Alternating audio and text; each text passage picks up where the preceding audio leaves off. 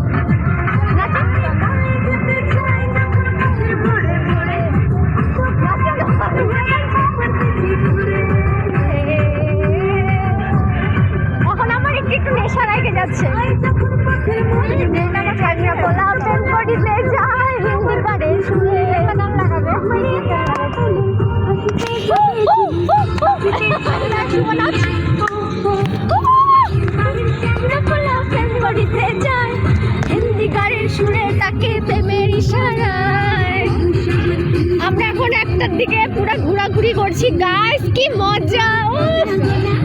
আমার বর মাইনাস করতে গেছে।